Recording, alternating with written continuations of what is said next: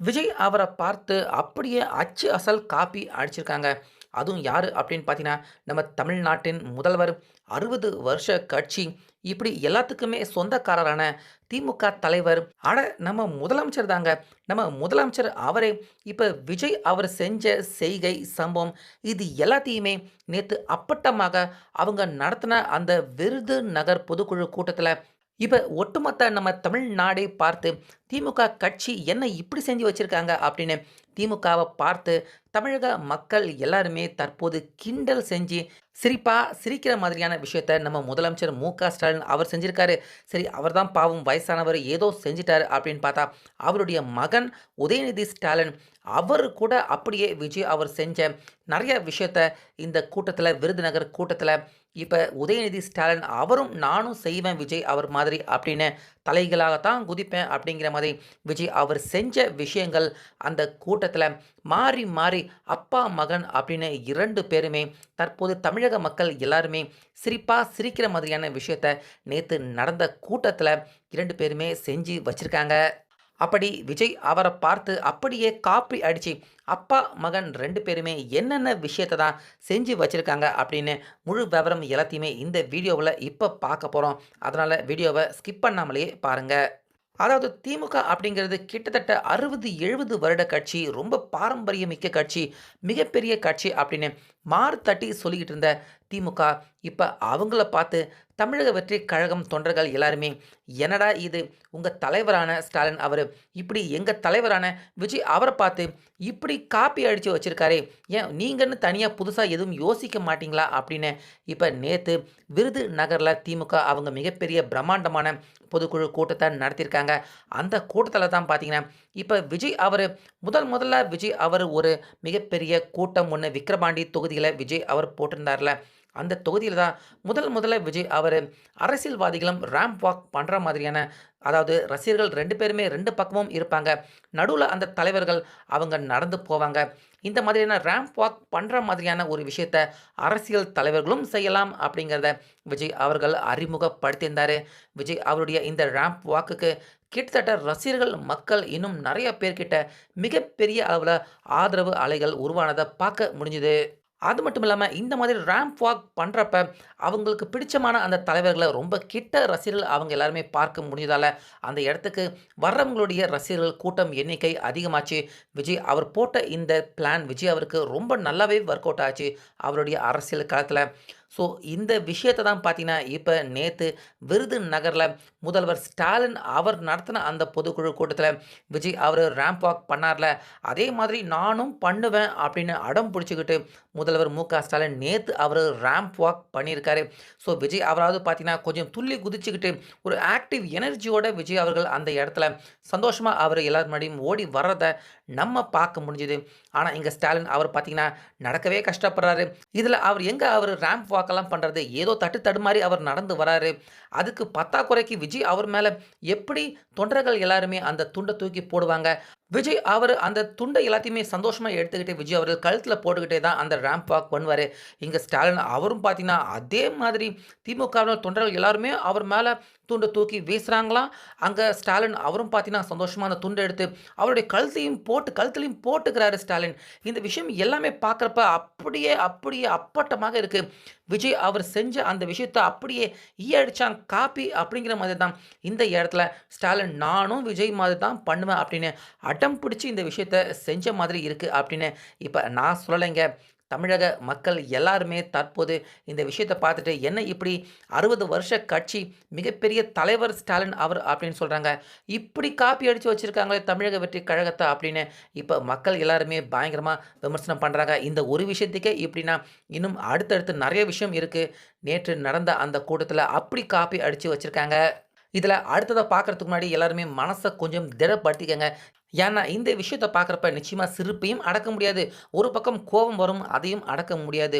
அதாவது விஜய் அவர பார்த்து நானும் சூடு போட்டுக்கிறேன் அப்படின்னு ஸ்டாலின் அவர்கள் ராம்ப் வாக் பண்ணார்ல. அப்ப விஜய் அவர பார்க்கறதுக்காக ரசிகர்கள் எல்லாருமே இதுக்கு முன்னாடி ராம்ப் வாக் பண்றப்ப, எப்படி ரசிகர்கள் எல்லாருமே துள்ளி குதிச்சுக்கிட்டு அந்த ராம்ப் வாக் பண்ற அந்த ஸ்டேஜ் மேல ரசிகர்கள் எல்லாருமே ஏறுனாங்க. இதுக்கு முன்னாடி பவுன்சர்கள் விஜய் அவருடைய பவுன்சர்கள் கூட ரசிகர்கள் எல்லாருமே தூக்கி போட்டாங்க அப்படின்னு அந்த விஷயம் சர்ச்சையாச்சுல்ல. இப்ப இங்க ஸ்டாலின் அவர் நடந்து வர்றாரு. அப்போ அங்க இருக்கிற தொண்டர்கள் எல்லாருமே ஸ்டாலின் அவர பார்க்கறதுக்கு இதுக்கு முன்னாடி விஜய் அவர பார்க்கறதுக்கு எப்படி எல்லாருமே துள்ளி குதிச்சுக்கிட்டு அந்த ஸ்டேஜ் மேல ஓடி வந்தாங்களோ, அதே மாதிரி பார்த்தீங்கன்னா, இங்க தொண்டர்கள் திமுக தொண்டர்கள் அவங்க எல்லாருமே ஸ்டாலின் அவர பார்க்கறதுக்காக, கைய குடுக்கறதுக்காக அந்த ஸ்டேஜ் மேல ஏறி ஓடி வர்றாங்களாம். இத நான் யாராச்சும் பார்க்கறதுக்கு கொஞ்சமாவது நம்புற மாதிரி இருக்கா சொல்லுங்க? விஜய் அவரு மிகப்பெரிய தலைவர் அப்படிங்கிறது மட்டும் இல்லாம, அவரு மிகப்பெரிய ஸ்டார். தமிழகத்தின் மிக முக்கியமான முன்னணி ஸ்டார் நட்சத்திரமாக இருக்கிறவர் விஜய். அவர பார்க்கறதுக்கு 4, 5 பேர் ஏறி அங்க மேல வராங்க அப்படின்னு சொன்னா, நிச்சயமாக பார்க்குற எல்லாருக்குமே அது நம்புற மாதிரி தான் அந்த காட்சி இருக்கும். இங்க ஸ்டாலின் அவரு ஓட முடியாம பாவம் கஷ்டப்பட்டு நடந்து போயிட்டுருக்காரு. அவர பார்க்கறதுக்காகவும், அவர்கிட்ட கை குடுக்கறதுக்காகவும் தொண்டர்கள் எல்லாருமே ஏறி வராங்க அப்படின்னு இந்த காட்சிய பார்க்குறப்ப, பார்க்குற நம்ம எல்லாருக்குமே இது நம்பணும் அப்படின்னு தோணுதா? இல்ல விஜய் அவர பார்த்து காப்பி அடிச்சிருக்காங்கடா அப்படின்னு சொல்ல தோணுதா? ஒரு நிமிஷம் நீங்களே யோசிச்சு பாருங்க.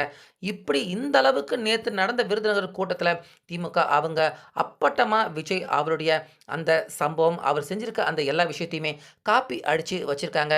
ஸோ ஒரு பக்கம் அப்பா தான் இப்படின்னு பார்த்தா, அந்த பக்கம் பார்த்தீங்கன்னா, மகன் அவரும் பார்த்தீங்கன்னா, அப்படியே காப்பி அடிச்சு வச்சிருக்காரு. விஜய் அவருடைய விஷயத்த அப்படியே நானும் காப்பி அடிக்கிறேன் அப்படின்னு விஜய் அவரு இதுக்கு முன்னாடி எப்பயுமே விஜய் அவரு படம் ஷூட்டிங்காக இருக்கட்டும், அதேபோல அரசியல் கூட்டமாக இருக்கட்டும், கடைசியா அந்த நிகழ்வு எல்லாமே முடிஞ்சதுக்கு அப்புறமா விஜய் அவர்கள் அவருடைய ரசிகர்களோட திரும்பி அப்படியே கேமராவ முன்னாடி வச்சு ஸ்டைலா விஜய் ஒரு செல்ஃபி எடுப்பார் பார்த்தீங்களா?